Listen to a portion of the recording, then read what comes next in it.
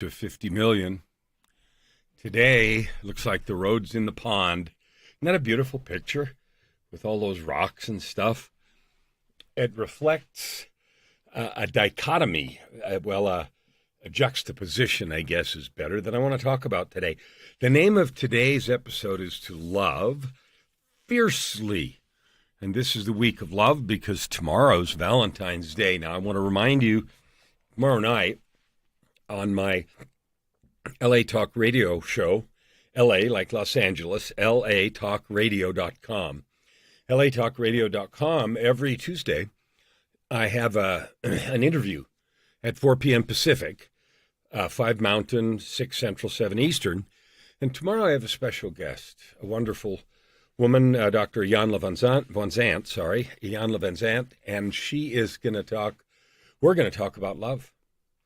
I saw her post earlier today, and she was talking about trusting the divine and staying connected and praying. I love that she is talking about praying. You know, we have and when I saw her salutation, it was Reverend Dr. Iyanla Vanzandt, and I was grateful that she was talking about prayer.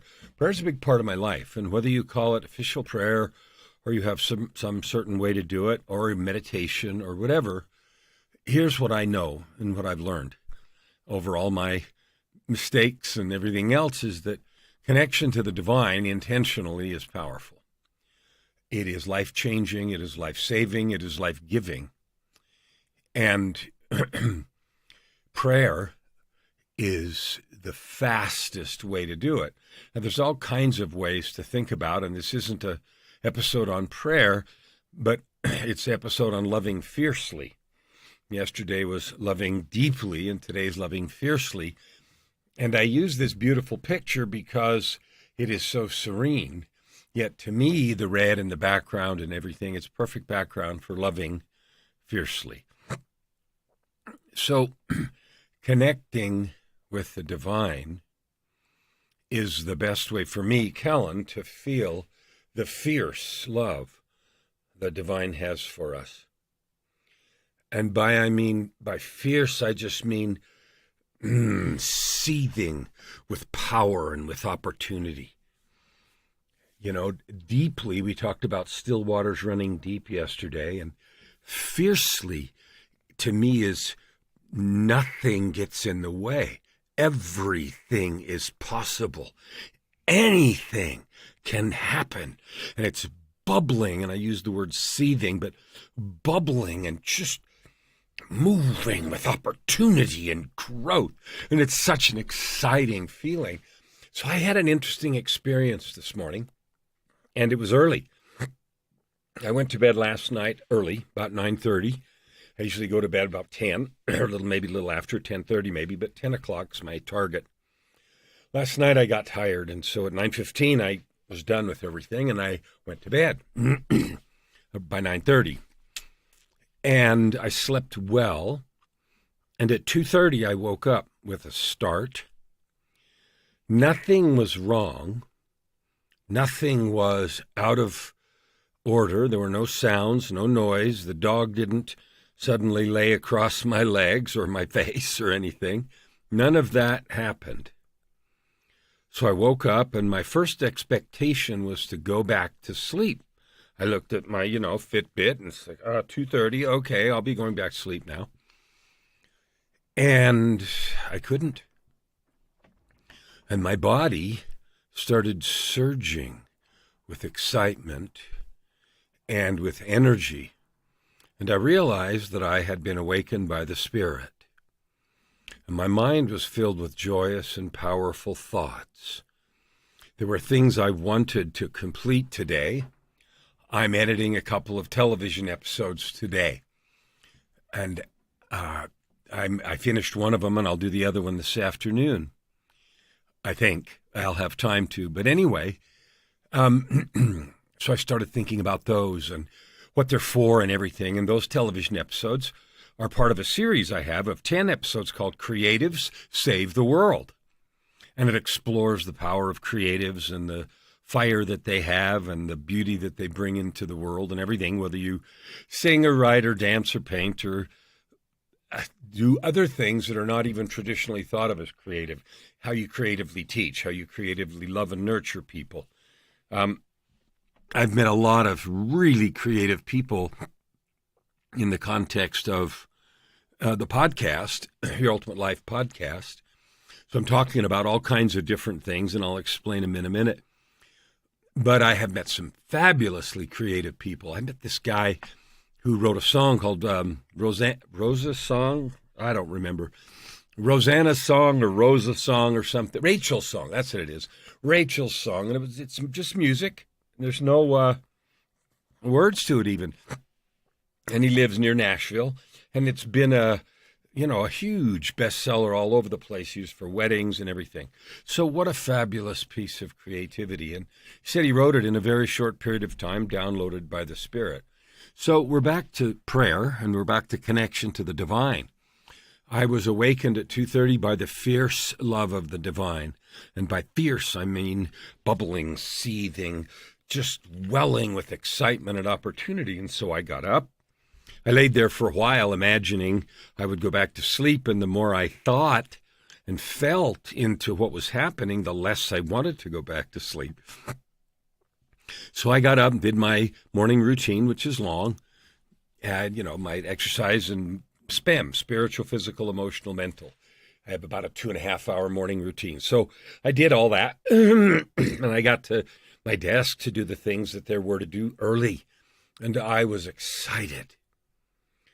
And the excitement has continued. Now, I did need to take a little nap a bit ago and slept for about 45 minutes. But that's okay. It was not because I was dragging. It was just the Spirit whispered, take a nap. So I did. And I woke up. I had set an alarm, but I woke up about 4 minutes before the alarm. And as happens, right, in those circumstances, when everything's guided by Spirit. But anyway, I'm excited about this. Tomorrow is Valentine's Day, as I mentioned, and this week is the week of love.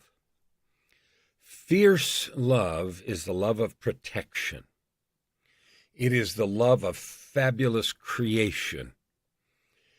Protection, a mother bear protecting her young, or a human mom or dad protecting his family.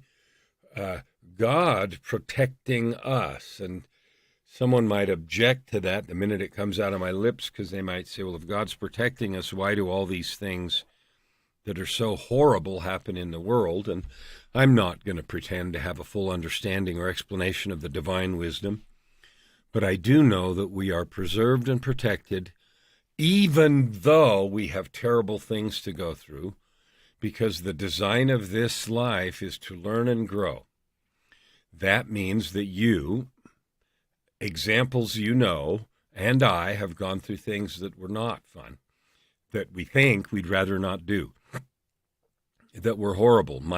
Part of my PTAC, personal truth and commitment of mine, says guided and nurtured by God through the valley of death and refined in fires of abuse, addiction, depression, and self-loathing, I am become alchemy, lover of people, healer of souls, magnifier of prosperity. Now, those were rough things, guided and nurtured through the valley of death. Those of you who know my story know that I died in June of 2018. The illness was horrible. I was in a coma for 17 days. I lost 35 pounds. I couldn't walk afterwards. It ruined my lungs. It's taken years. When I left the hospital, they said 2 years to never. It's been 4.5 years now, and I probably have 75% or something of my lung capacity back and still on meds, and maybe it'll never get all the way back, but I don't care. And the rest is refined in fires of abuse, addiction, depression, and self-loathing. Well, I suffered a lot of abuse. Maybe you have too. I've been through many bouts of addiction. Maybe you have too. Depression ruled my life for 3.5 decades. Self-loathing. I wrecked a lot of stuff. So someone could say, well, if God's love is so fierce, why did you have that? I could ask that. Or we could look around the world and ask what the justice is in the war in Europe. and all those, and that's for us, that's front and center because we have a family here from Ukraine. Or someone could look at Iran or Afghanistan and some of the horrible things that are being perpetrated, particularly against women, and say, how is that fair? It's not. It is not just. But I know that every molecule of suffering is tracked, and every molecule of injustice is tracked, and all will be made right in the wisdom and justice and mercy and kindness of the divine. That means all the terrible things that you and I have ever experienced will be remedied, and remedied in a way that we agree and rejoice. You know, here in the world, we try to pay people off. Somebody does something bad, so we pay them some money, and that fixes everything. Well, it doesn't. It doesn't fix the heart and the damage and the spirit and the PTSD and all the rest. We know that. Money's the best that we have. It constitutes energy, so we pretend that's a Band-Aid, but it's not. The divine has a way to fix all of it permanently and powerfully. I don't know all that entails, but what I do know is that it has been operative in my life, and that coming through those fires has been evidenced by my change. I no longer feel damaged. I no longer feel torn apart, destroyed, and wrecked. I feel empowered, liberated, awakened in wild, fierce love of the divine at 2:30 this morning. And those things happen all the time. But they don't happen because anything's interesting about Kellan.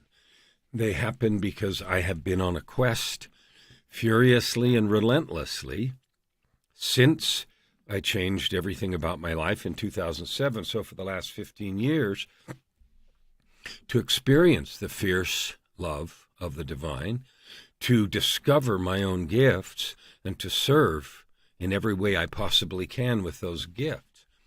So in doing that, the fierce love of the divine has been manifest in my life. I am healed by divine love. I died and saw unspeakable beauties. I wrote about that in the book, Meeting God at the Door.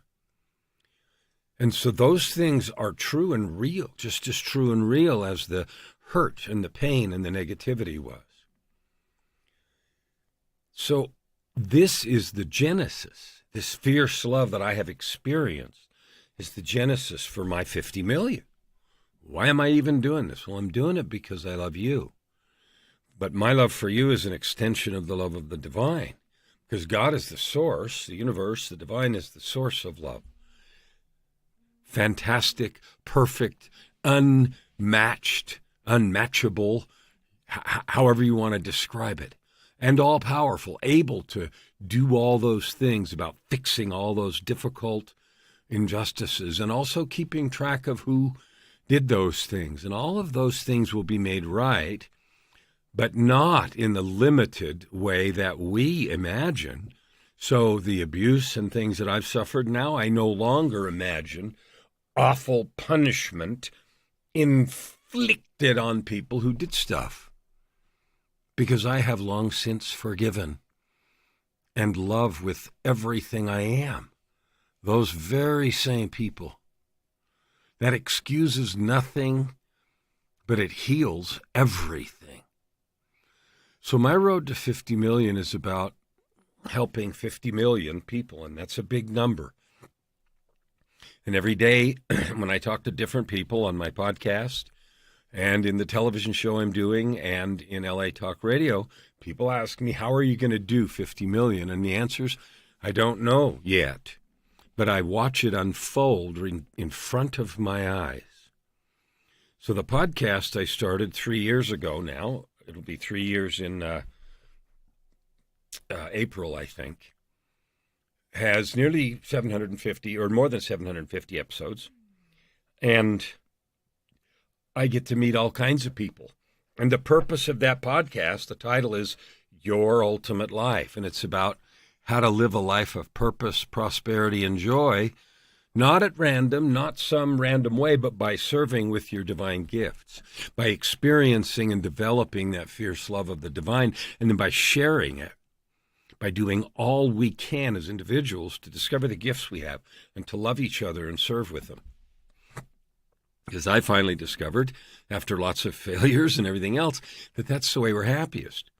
And it's not a surprise. If you think about divine gifts, then using those would be the way that we could have the greatest impact in the world and, incidentally, create income, have the biggest income and impact doing what we were designed to do and given gifts to do. Imagine that. Well, of course, it makes perfect sense, right? So I have that podcast, and that's reaching out, and the downloads are just mounting up, and the people I interview are staggering. They're fabulous, and that's an opportunity I have for people like you who are trying to share your divine gifts. If you want to talk to a lot of people on my podcast, let me know. Let's talk about that. Another thing I have is the thing I talked about on Tuesdays, which is tomorrow, Valentine's Day. I interview a person once a week for an hour or 50 minutes, and that is live. And it's also called Your Ultimate Life on LATalkRadio. And the purpose of that is really simple, to help the person spread their message and serve with their divine gifts. That's it. That's all I'm doing. The television show is on a network called Traverse TV. Watch.traversetv, TRAVERSE, TV.com. It's a new network, relatively new, a year or plus old. And it's all over the world. And is full of wholesome and good things. And they approached me and said, we want your stuff. And so I've been putting lots of videos up, but I've also been producing a series called Creative Save the World. And those are all shot, and several of them are up, and there'll be more coming soon. So those are, and each of those, whether it's the podcast or, LA Talk Radio or the television show, are places where I showcase on purpose people who are serving with their divine gifts, because I'm trying to help you get your message to the people you want to reach in love and service. So this morning I experienced the fierce love of the divine that got me up at 2:30, and I've been bubbling in it all day. This is the week of love. Love yourself first, fiercely. Don't let yourself be abused or neglected. Don't abuse or neglect yourself. Love yourself fiercely. See yourself through the eyes of the divine. I can't wait to meet you. Love others just as fiercely. So yourself, others, your mission, your purpose. Don't give in to mediocrity.